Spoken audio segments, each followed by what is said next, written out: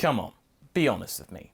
Hasn't there been a moment when you secretly wanted that Super Saiyan insert number here to be a thing? Hey guys, MasakoX here. Welcome back to our little mini-series that Haverock and I have worked on for a while now, called Build a Baddie. We started last year with creating a brand new type of Dragon Ball villain based on the history of the show, so as to have whatever result come out of it be in keeping with the lore of the product and something that either Mr. Toriyama or the Dragon Room of Shueisha might have conjured up either on their own or through commercial interest, that seems more accurate, or in the case of a time crunch, again, that seems quite accurate. In whatever scenario, this would be something that would be in the spirit of what we all know and love, or at least in the spirit that we hope. Check out the playlist of this series to get more detail as to what we've come up with so far, and there is a lot of things that we've come up with, so I think you'll enjoy that.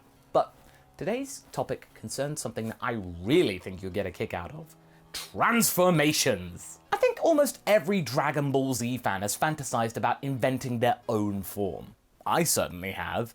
That and transposing those forms onto my own OCs, and not questioning logistics of it at all. Come on, I was 12.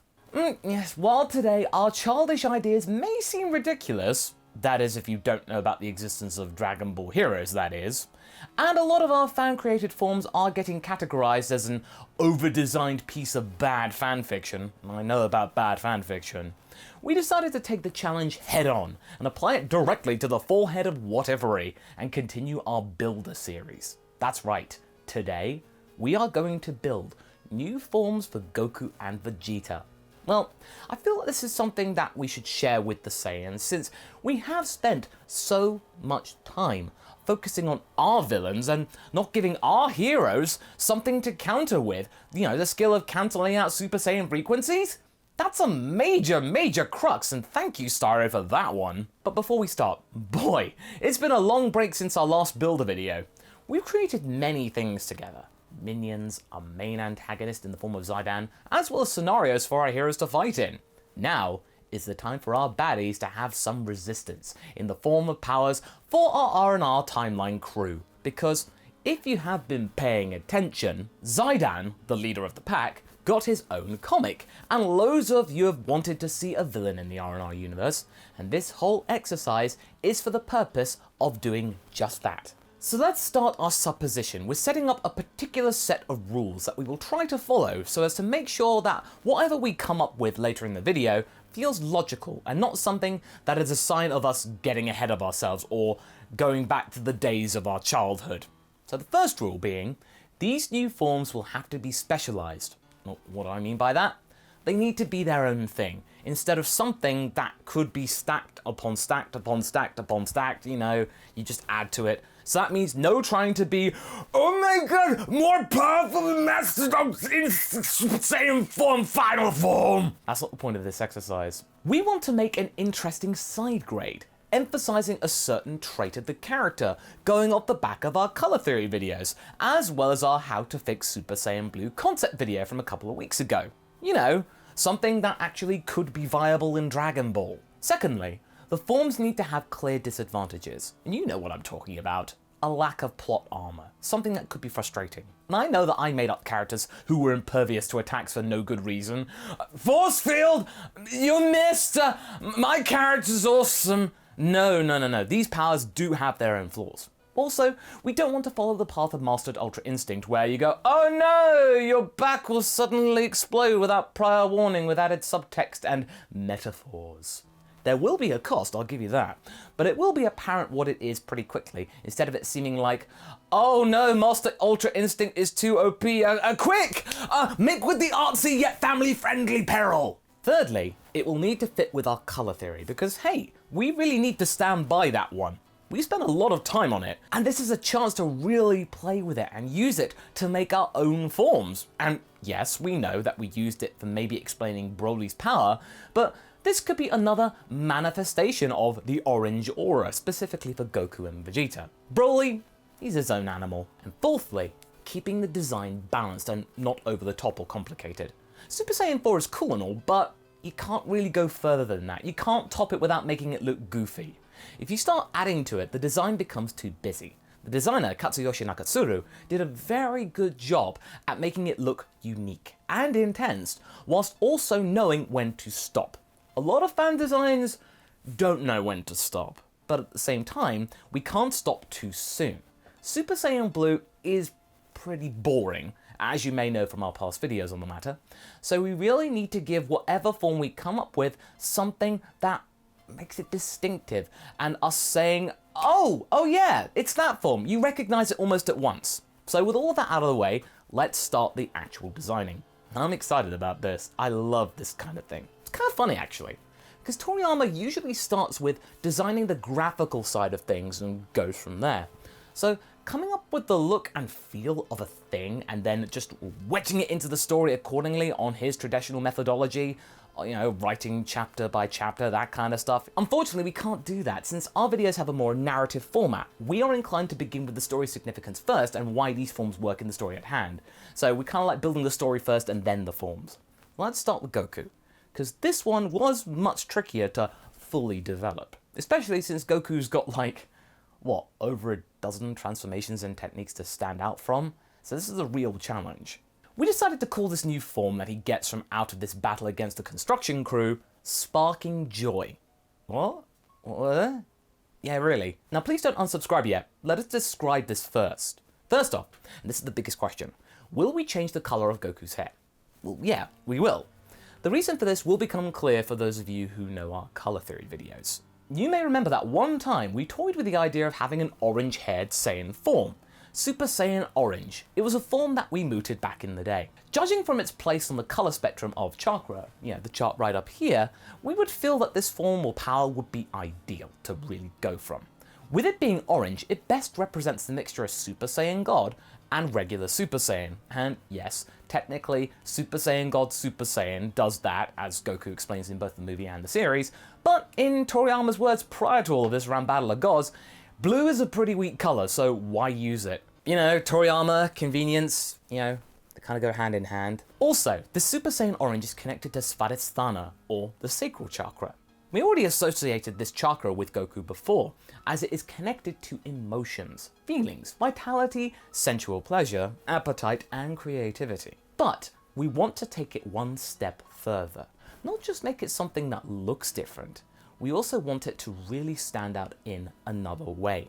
We would firstly take the happier eye expression and leaner physique from Super Saiyan God, but we would make Goku's hair more messy. In fact, Goku's default expression would be what we see from his childhood side all the time, that look of calm joy. And as for the hair, it's not quite as spiky as it is in the regular Super Saiyan form, but something more similar to Goku from Shintani's promotional posters for the Broly movie. Somewhere in between Super Saiyan God and Super Saiyan. We would have the locks of hair flow elegantly with the aura, instead of more rigidly like in Super Saiyan, as if there is a constantly smooth breeze, always with the wind. Goku would also be more cheerful, because that is something that really Super Saiyan Blue lacked, a true difference in spirit and mood to make it stand out. All the more reason why Blue feels generic, relatively speaking. Before we start talking about what it does and how it moves, we now have to discuss the method of attaining it by our protagonist, as well as naturally inserting it into the story at large instead of it just simply happening. The here's one I made earlier model. And as you may remember from the previous videos, our heroes were meant to fight Styro both before him absorbing the energy store from Sadala that they're trying to protect, as well as after. Styro's power is a pretty powerful one in the world of Dragon Ball, as we know from Moro, Babidi, Magic. This is something that greatly perturbs a Saiyan. Styro could cancel out the ability to turn Super Saiyan using his sound-based powers, literally being able to find the frequency of the ki that comes from Super Saiyan and negating it instantly. Uh-oh. Thusly, in order to challenge Styro effectively, they need to use a power that doesn't rely on pumping out ki constantly. Something that is different from their traditional powers, especially after Styro is able to absorb the energy from the power source on planet Sadala. But our heroes have a helping hand. After seeing his minion betray him, Zaidan, the real big bad, teams up with Vegeta, Goku and Raditz for a temporary amount of time. Goku then asks the rest of the gang to distract Styro for a moment while he attempts to tune into his own powers, trying to find a way to overcome Styro's interferences. In order to do that, Goku has to, on the fly, focus on what makes Super Saiyan what it is. Pure, raw emotion. Now Goku thinks, well, why does the emotion have to be negative or anger-based? Why not something positive or happy? And so, Goku does something that sparks joy within him. And we all know Toriyama likes his references, so that's a clear reference to something that you see on Netflix. So Goku reenacts his fight with Grandpa Gohan, just as he does in episode 94 of Super while waiting for Frieza. For him, this is one of the happiest memories of his life. Goku tries to focus on his natural positivity, on stuff he values in his life, on his friends, on his own inner strength. That's when he discovers this form. Energy that is fueled by the power of joy. So upon tapping into this form, Goku may seem more bubbly and happy-go-lucky when interacting with others. Very different from the traditional angry Super Saiyan look that we're all accustomed to. But don't let that deceive you. Sparking Joy is a very acrobatic form, since it was designed to work against Styro and his sound powers. Sparking Joy prohibits the user from using Ki blasts and flying around, since that requires Ki to use, and therefore Styro could easily negate it. He has to keep it all internal. So Goku has to leap and jump, remembering his martial arts training from the days before he could fly and use Ki all the time. His movements now seem very light, graceful, but the ground cracks below his feet, which causes a massive moment from all concerned to anyone that witnesses it. There is a huge disconnect between his demeanor and the effects that it has on his surroundings. It's just really a mismatch. He also has some sort of a barrier around him that could stop debris and even smaller Ki blasts from getting to him. Goku is acting more or less like during his sparring moments with Broly in the movie, and lands a surprisingly strong punch on Styro, despite it looking like a pretty light tap. That is the power of Sparking Joy. You are in a stance of full affirmation.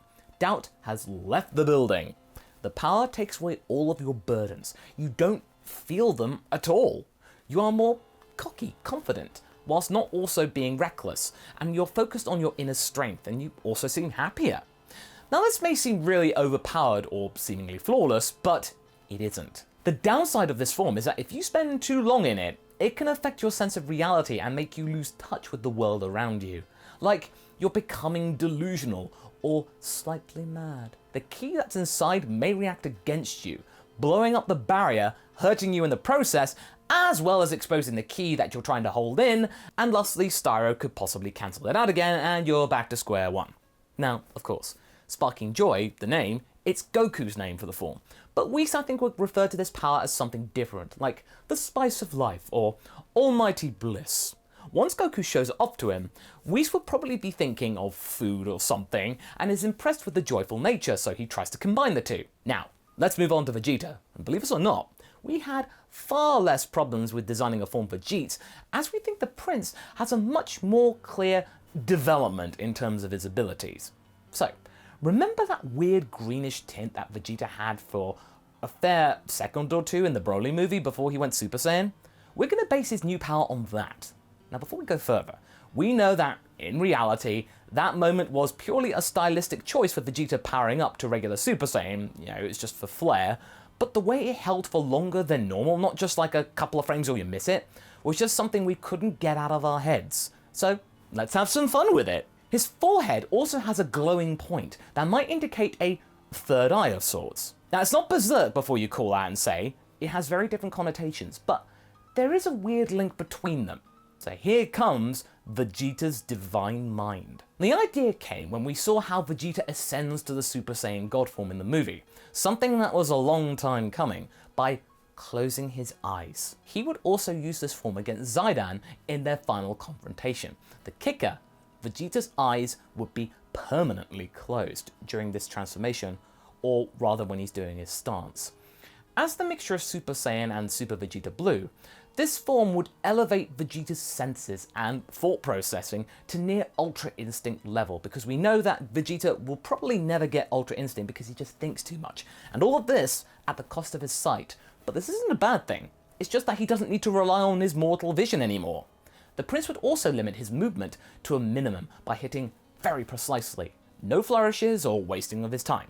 His key activity would be limited to precise shots blink and you miss it type of things, like the one used by Hamida, that Blanca clone, during the Tournament of Power. These shots would be so precise and so instant that they would affect even the likes of Zaidan, and if Vegeta used this on Styro, the mage would have no time to cancel out the ki. Now there are two dangers to this transformation. The first one is pretty obvious: temporary blindness.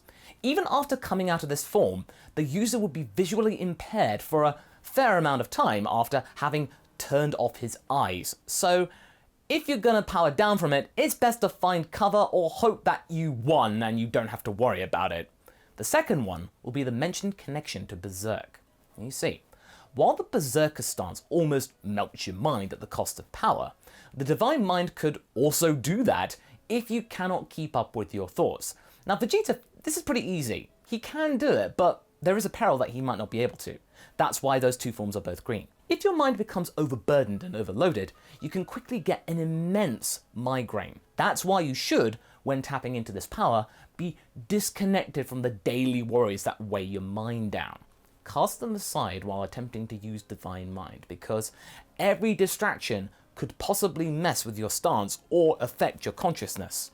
We have more ideas, of course, but this is all simply an experiment, and we'd love to hear your opinions on them. We'd also love to see some fan art of these two forms, and we shall gratefully share this on both my Twitter and my Instagram.